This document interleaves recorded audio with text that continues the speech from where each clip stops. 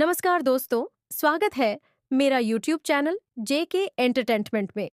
दोस्तों, आज की एक प्रेम कहानी है एक नौजवान लड़का सूरज और एक वैश्या मोहिनी की। सूरज एक अच्छा मध्यम वर्गीय परिवार का रहने वाला था, जो ज्यादा पढ़ा लिखा नहीं था।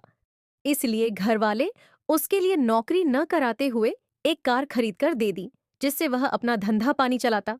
कभी वह दिल्ली चला जाता तो कभी आगरा, जयपुर की बुकिंग में चला जाता। ज्यादा वक्त वह घर से बाहर ही रहता। रोज सफर में वह थक जाता, घर परिवार से दूर रहता, तो कभी कभी उसको अकेलापन महसूस होता। और यही तन्हाई को मिटाने कभी वो बड़े शहरों में, वेश्यालयों में पहुंच जाता। बस नौजवान लड़का था, अपने जवानी में काबू न कर पाता। एक दिन सूरज दिल्ली में ही ठहरा हुआ था। आज दिन भर की भागदौड़ में थका हारा था। वह सोचा, चलो आज थकान मिटाकर आते हैं। और सूरज पहुंच गया ठिकाने पे। तभी उसकी नजर एक बहुत ही सुंदर लड़की पर पड़ती है, जो नई नई ही इस जगह पर आई थी। सूरज ने उससे मिलने की इच्छा जाहिर की। शुरुआत में तो वहां की मालकिन ने माना कर दिया, लेकिन सूरज के दोबारा मिलने की इच्छा जाहिर की तो उसे मौका मिल गया। अब सूरज मिलने उसके रूम नंबर पर पहुंचता है, लेकिन इतनी सुंदर और कोमल बदन वाली को आज पहली बार देख रहा था। वह कुछ घबराई हुई थी, क्योंकि सूरज ही उसका पहला ग्राहक था। सूरज उसके हाव भाव और बातों को देखकर तुरंत समझ गया। उसने उसे बहुत प्यार से उसके सर पर हाथ फेरा और पूछा, कैसी हो, क्या नाम है तुम्हारा? उसके के मुख से जवाब न निकला, केवल सर हिलाई। सूरज उसकी बेबसी को समझ गया था। वह उसके बारे में जानने की कोशिश करने लगा, लेकिन वह कुछ नहीं बोल रही थी। आखिर काफी समय हो जाने पर सूरज ने उसके माथे को चूमा और वह भावुक हो गई और एक दूसरे में आलिंगन करते हुए समाहित हो गए। जाते वक्त सूरज ने कहा, अब तो नाम बता दो। तब लड़की बोली, मोहिनी। सूरज अब अपनी सफर में निकल गया, लेकिन कहीं न कहीं मोहिनी का चेहरा उसके दीमक में घूम रहा था। उसे ऐसा क्यों लगने लगा कि उसकी खामोशी के पीछे कोई तो बात है। एक हफ्ते बाद सूरज को फिर दिल्ली आना हुआ। वह इस बार भी उसी ठिकाने पर पहुंच गया और मोहिनी से मिलने के लिए बात किया और उसके कमरे में पहुंच गया। लेकिन मोहिनी अब थोड़ा बदल चुकी थी। सूरज के कमरे आते ही बोली, आओ बाबू, बैठो, कैसे हो और बताओ क्या सेवा करूं। इस बार मोहिनी ने उसे अच्छे से सत्कार किया और सेवा पानी के बारे में पूछा। मोहिनी उसे नहीं पहचानी थी, लेकिन सूरज ने उसे फिर पहली मुलाकात के बारे में याद दिलाया।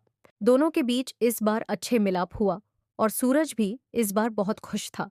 फिर वह अपने अगले शहर की तरफ चल दिया।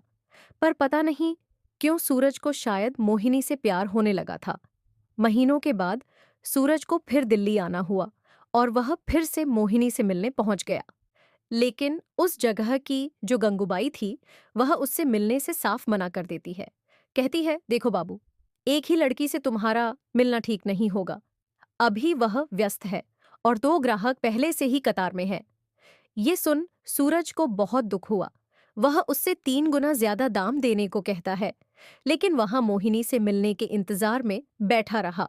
वह बार बार दरवाजा खटखटाता। तभी अंदर से आवाज आता, रोको जरा, थोड़ा वक्त है। 3 घंटे के इंतजार के बाद सूरज जब मोहिनी के कमरे में पहुंचा, तो उसकी नजर उसके हताश और थके हरे जिस्म पर पड़ी। मोहिनी ने उसे बैठने को कहा और बोली कि वह 5 मिनट में स्नान करके आती है। लेकिन सूरज ने मना कर दिया। बोला, नहीं मोहिनी, मैं तेरे संग भोग विलास करने नहीं, केवल तुझसे मिलने ही आया हूं। तू बैठ, मेरे पास कुछ बात करना है। मोहिनी बोली, ठीक है, कहो क्या बात है। सूरज बोला, तुम्हारा लोगों से मिलना मुझे अच्छा नहीं लगता। मोहिनी ने कहा, तो क्या करूं, ये ही तो मेरा व्यवसाय है, इसे ही छोड़ दे तो कहाँ जाऊं और कौन है मेरा। देखो सूरज बाबू, ये दुनिया बहुत स्वार्थी है और तुम भी मुझसे मिलने बार बार न आया करो, कहीं प्यार मोहब्बत ना हो जाए तुम्हें। सूरज ने कहा, यही तो बात है पगली, मुझे प्यार हो गया है तुमसे। मैं तेरे संग जिंदगी गुजरना चाहता हूँ। तभी मोहिनी हंसने लगती है। प्यार जिंदगी और मुझसे नहीं बाबू, ऐसा नहीं हो सकता। मैं ठहरी वैश्या और तुम तो ठीक ठाक घराने से लगते हो। जाओ अपनी शादी ब्याह कराओ और घर बसाओ अपनी। सूरज ने कहा, नहीं मोहिनी, मैंने तो तुझे अपना दिल दे बैठा है। मैं तुम्हारे लिए सब कुछ करने को तैयार हूं। अब बस तुम मेरे साथ चलो। नहीं सूरज, तुम क्यों अपनी जिंदगी बर्बाद कर रहे हो मेरे बारे में जाने बगैर? तुम कैसे हमारे जिंदगी के बारे में फैसला कर रहे हो? तुम नहीं जानते सूरज, बचपन में ही मेरी माँ गुजर गई थी। तो मेरे बाप ने दूसरी शादी की और बीमारी से जूझ रहे थे, तभी मेरी सौतेली माँ में धोखे से जायदाद सब कुछ अपने नाम करा ली। और पिताजी के गुजरने के बाद उसने भी दूसरी शादी कर ली और उन दोनों ने मिलकर मुझे यहाँ शादी की ढांसा देकर फंसा दिया। मेरा इस दुनिया में कोई नहीं है। सूरज ने कहा, कल तक तेरा कोई नहीं था मैं, आज से तेरा और तुम मेरी हो। ओ, तुम्हारा गुजरा कल था। अब चलो यहाँ से नई जिंदगी की शुरुआत करते हैं। दोस्तों, क्या मोहिनी सूरज के साथ जाने को राजी हुई? क्या सूरज के घर वाले मोहिनी को बहू स्वीकार करेंगे? जानने के लिए वीडियो को लाइक और चैनल को सब्सक्राइब करें। मिलते हैं इसके अगले भाग में। नमस्कार।